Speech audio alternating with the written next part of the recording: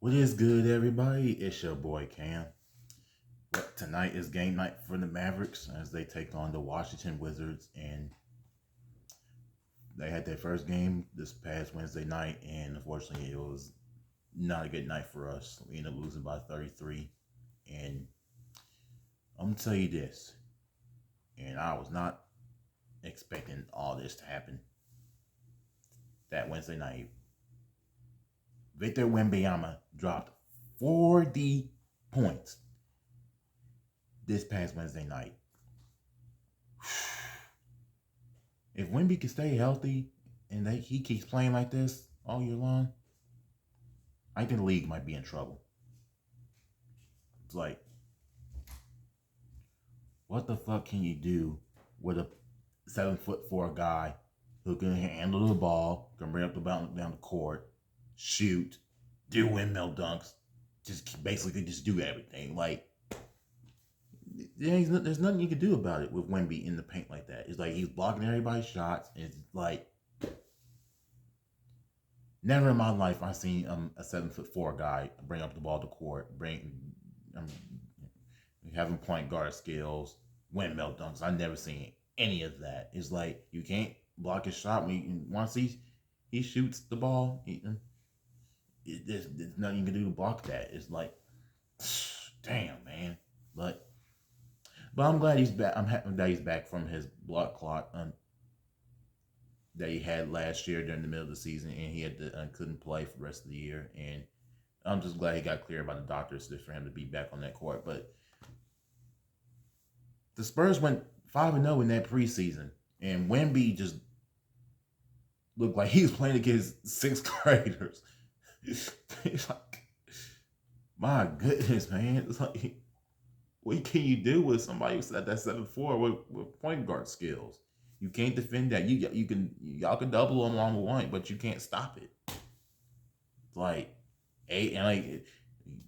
Wemby gave Lively foul trouble. He gave AD foul trouble. It's like there was nothing you could do to defend him.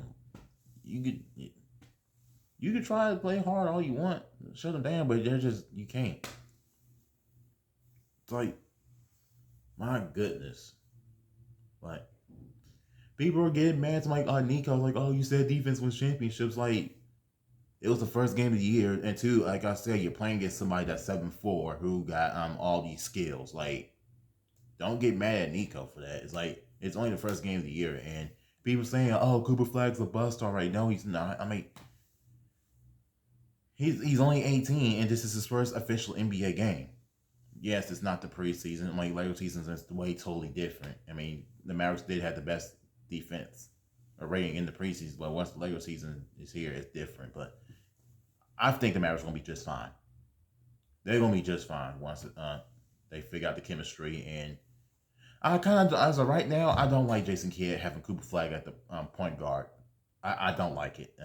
I just, as of right now, I don't like it. But we'll see what happens tonight.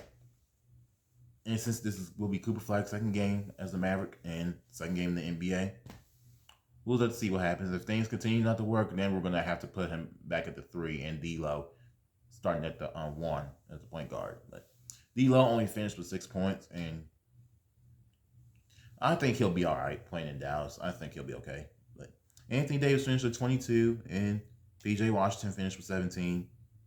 Klay Thompson and Cooper Flag finished with 10 points, and Cooper Flag only took 2 shot attempts in that first half, which is fine. I mean, I get it. I mean, I ain't gonna lie, Cooper Flag did look nervous playing yesterday.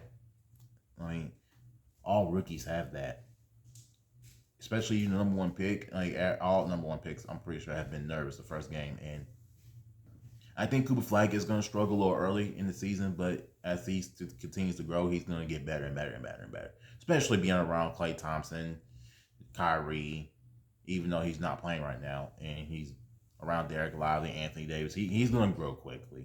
Like Anthony Davis said, like, it was just the first game. Like, he's only 18.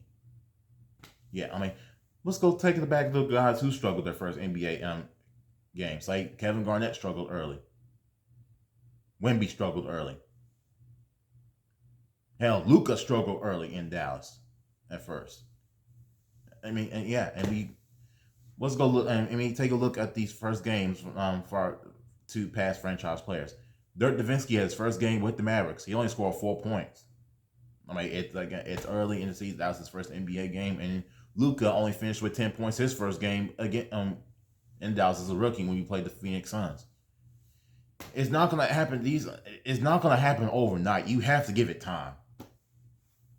Yes, it's nerve-wracking at first, but like I said, they'll develop, they'll grow, they're gonna get better. That's all I can say. I mean, and Cooper Flag got a double-double, and which is pretty good. He had 10 rebounds, and he plays defense. Cooper Flag plays defense, man. And yeah, like I said, you just got just bear with the team, man. Like, this is a deep team, but it's just this is a couple guys. This is the first whole year without Luka, and I think Anthony Davis was a little slow playing that Wednesday night. He has gained some weight. I'm not sure what he's been doing, what he's been eating, or he might have just been lifting so much weights lately, and hopefully it doesn't affect his injury so much. Now he's bulked up, but I don't know. We'll have to see. It's only game one. But Daniel Gafford's out again tonight with the ankle sprain, which is really frustrating. But I kind of think what I think they're doing is they probably want to save Daniel Gafford either Sunday night or Monday night when they play the Oklahoma City Thunder. I think that's what's going on. I think they really just want to save him for Monday night's game because this is our biggest test at home going into October. Oklahoma City Thunder is basically, they're obviously going to be the best team in the league again. I think they will. Yeah, it's like this is a young Oklahoma City Thunder team who just went to the finals and just won. They got all defensive players on that roster, and Shai Gilgeous-Alexander is a freaking beast, man. My goodness, he's fun to watch, man. But I do want to talk about what Luka's first game. Luka had 43 points against the Golden State Warriors, even though they lost. Which is cool. That's cool. He dropped 43, but that motherfucker don't play no damn defense. Like, he doesn't, like I said, what I say before he was in Dallas, he doesn't run back on the defense. He's standing around watching so much, and then that's what he did this past Tuesday night. You can give, drop 40 and triple digits each night, but you got to play defense at the same time. Like, yes, people are saying, it's what you get for trading Luka. I'm like, okay. I mean, I know. I mean, yeah. I mean, I'm still kind of confused what happened. But now, once, I seen the game from Tuesday, the other night when the Lakers played on the Warriors, and Luka. I mean, Luka had a great game, but he just doesn't play defense. He doesn't run back. Still benching, still arguing with the refs. Like, he doesn't he wasn't getting the others involved that night too. It's like, there we go again. Just like he did with us in Dallas this past year. Like, Luka was a ball hog sometimes when he played with us. And then he wants to start bitching and whining when things don't go his way. It's like, but I'm glad he's in shape though. I'm glad Luka's in shape. But I do miss him at the same time because he carried us to the finals last year, 2 years ago, almost 2 years ago. But he didn't play. But he was getting blown by every time we played the Celtics, especially in Game 3. In Game 3, he fouled out that game and was all just bitching so much to the refs when he doesn't get a foul call. But the Lakers take on the Minnesota Timberwolves tonight, and I believe this should be a good game. And I got the Minnesota Timberwolves winning this game. And I think DeAndre Ayton, I don't know what's going on with DeAndre Ayton. Honestly, I think he has kind of gotten soft. But hopefully, let's see how he does tonight against the Timberwolves. If he's playing like he played like he did in the preseason and like he did against the Warriors, it's just, I don't know what's going to happen with the Lakers. I don't know what's going to happen with DeAndre Ayton. I don't know if he wants to play basketball anymore, or I don't know. He just hasn't been the same after he left the Phoenix Suns. He just hadn't. I don't know, man. I don't know if he wanted to go to LA. It's just, I don't know what's going on with DeAndre Ayton. It's just we tried to get him a couple years ago, but now I'm just glad we didn't get him. I'm glad we didn't get DeAndre Ayton. So hopefully we get Daniel Gafford back by Sunday or Monday night. We're going to definitely need him Monday night against the Thunder because that, like I said, that's going to be the biggest test playing at home against the defending NBA champs. Tonight, I think the Mavericks should win this game, but the Wizards are going to come out ready to play.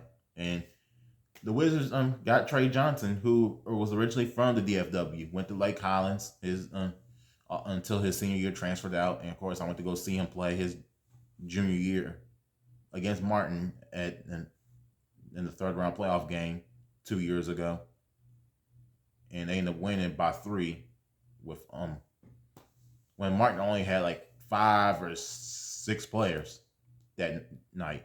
What happened was that when Martin played, who was it? Louisville. Yes, Louisville. And then, of course, there was a physical altercation between 2 players from Louisville and Martin. And, of course, they both got ejected. But what the bigger problem is that almost everybody from Martin left the bench. And then they ended up getting suspended that very next game. And, boy, this is a killer. That hurt so much. Yeah, you can't leave the bench like that, man. I understand you looking out for your teammate, but you can't leave the bench like that. And if you leave the bench, you just get ejected right away. That hurts so much. And I ain't gonna say Martin has a good basketball team, and they have a great program over there. But man, and Trey Johnson dropped like 20-something points against Martin. It was like, man, nobody can hold this dude. I knew for a fact the way he played in my son's junior year, I knew he was going to be one of the top 10 picks in the NBA draft. I knew he would in the future. Like, man, Trey Johnson is a great player to watch. And he played pretty well against the Milwaukee Bucks. I can't remember how much he scored exactly, but man, he looks NBA ready. And pretty sure he's going to have lots of family and friends at the game tonight. And definitely a welcome home visit for him, especially for his family. And he has some time with them before he heads back to Washington, D.C. But yeah, I think the Mavericks should win tonight. And they can take care of the ball better against the Wizards. I would feel much better if they did I did from the first game. When we play the San Antonio Spurs again, do I think Wemby's going to drop so many points on us again? Of course he is. Yes, he will. But I think the Spurs are going to be more dangerous once they get De'Aaron Fox back and Jeremy Stoneham back. They're going to be a bigger problem. I think the San Antonio Spurs are a playoff team. They might be good enough to pull off an upset with one of the top 5 teams in the West. I feel like they could possibly pull off an upset if Wemby is just playing the way he's playing. It's like, and of course, if they can, Wemby can stay healthy. But he's a hell of a player, man. Great player to watch. I've loved watching Wemby before he even came to the NBA. First time I heard about him, like I remember when I was, of course, helping out, and Wemby he was one of the most talked about players before he even went to the NBA. Like a lot of teams were tanking for him. It was just crazy. My goodness. But we'll just hope the Mavericks win tonight, and hopefully they bounce back, and hopefully they just get this win and they just take care of the ball better going into tonight's game against the Wizards. But that concludes my podcast, and I will see you on the next one.